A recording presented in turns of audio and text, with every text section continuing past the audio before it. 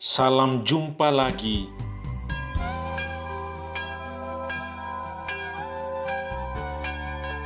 Bersama saya, Pastor John Lewar SVD. Suara Pagi. Aku mengucap syukur kepada Allahku karena persekutuanmu dalam berita Injil, mulai dari hari pertama sampai sekarang ini. Akan hal ini aku yakin sepenuhnya, yaitu Ia yang memulai pekerjaan yang baik di antara kamu akan meneruskannya sampai pada akhirnya pada hari Kristus Yesus. Hari ini Rabu, pekan keempat Prapaskah, 17 Maret 2021. Bacaan Injil pada hari ini diambil dari Yohanes bab 5 ayat 17 sampai dengan 30. Mari kita menghadap Tuhan dalam doa. Dalam nama Bapa dan Putera dan Roh Kudus. Amin. Ya Tuhan Yesus, aku bersyukur kepadamu atas karunia iman yang kumiliki, sehingga boleh percaya kepadamu. Jadikanlah hatiku senantiasa mendengarkan sabdamu dan mencintai Engkau dalam setiap langkah hidupku. Engkaulah Tuhan dan pengantara kami. Amin. Tuhan bersamamu dan bersama rohmu. Inilah Injil Yesus Kristus menurut Yohanes. Dimuliakanlah Tuhan.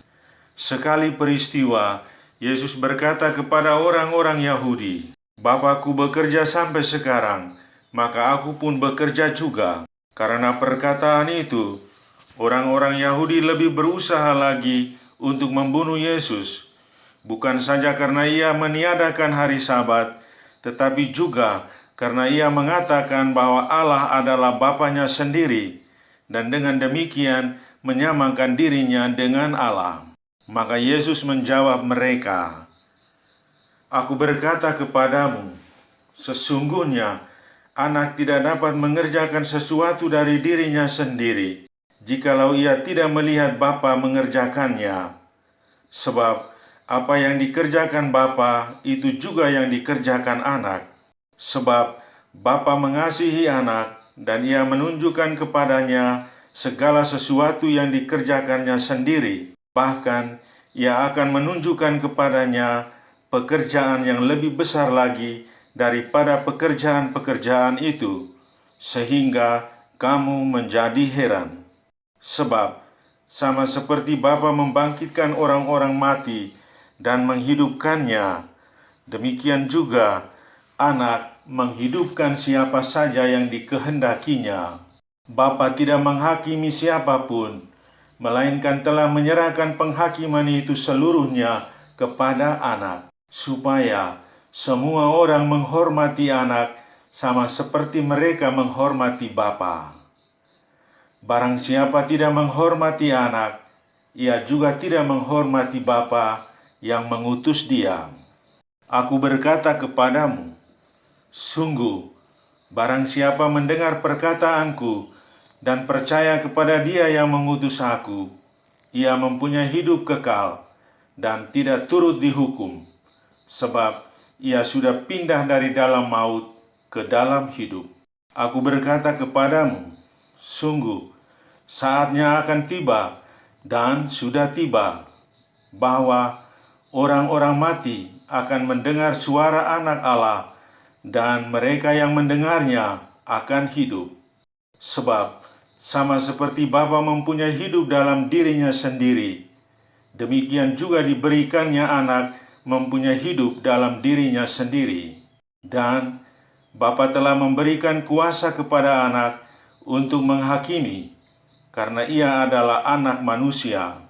Janganlah kamu heran akan hal itu, sebab saatnya akan tiba bahwa semua orang yang di dalam kubur akan mendengar suara Anak, dan mereka yang telah berbuat baik akan keluar dan bangkit untuk hidup yang kekal, tetapi mereka yang telah berbuat jahat akan bangkit untuk dihukum. Aku tidak dapat berbuat apa-apa dari diriku sendiri. Aku menghakimi sesuai dengan apa yang aku dengar, dan penghakimanku adil, sebab aku tidak menuruti kehendakku sendiri, melainkan kehendak Dia yang mengutus aku. Demikianlah Injil Tuhan. Terpujilah Kristus. Tema renungan kita pada hari ini, kasih sejati tidak anti hukum. Saudari-saudaraku yang terkasih dalam Kristus, di hadapan orang-orang Yahudi yang memusuhinya, Yesus memperkenalkan identitas dirinya. Dia adalah Putera Bapa, berasal dari Bapa. Karya-karyanya adalah karya Bapa. Dia menyembuhkan orang sakit, menghibur yang berduka, membuat orang lumpuh berjalan, membawa kabar baik kepada orang-orang miskin dan tersisihkan. Dan Allah Bapa terus berkarya melalui dirinya, termasuk menyembuhkan orang pada hari Sabat. Dia menyelamatkan, membebaskan, dan menghidupkan. Bagi orang-orang Yahudi, Yesus telah melanggar Taurat karena menyembuhkan orang pada hari Sabat. Yesus sendiri menyatakan diri anak Allah, artinya berkuasa atas seluruh hari, termasuk berkuasa atas hari Sabat. Dan perbuatan kasih-Nya itu sesungguhnya tidak bertentangan dengan hari Sabat. Perbuatan kasih untuk menyelamatkan orang buta dipandang melanggar hukum. Yesus sendiri tidak mengabaikan hukum, tetapi menggenapi hukum dengan semangat kasih. Dan kasih itu tidak anti hukum. Dan kasih sejati tidak takut pada hukum, tetapi menuntut pelaksanaan hukum secara baik, bukan membebankan dan menyengsarakan orang. Saudari-saudaraku yang terkasih dalam Kristus, apa pesan Tuhan bagi kita pada hari ini? Pertama, Tuhan hadir dalam peristiwa kita. Semua telah nyata, tidak ada yang bisa disembunyikan. Tuhan hadir walaupun kadang atau sering kita tidak menerima dan menolaknya. Kedua, Tuhan meminta kita percaya kepadanya. Percaya berarti mencintai Tuhan dengan seluruh jiwa dan raga. Ketiga, kasih tidak anti hukum.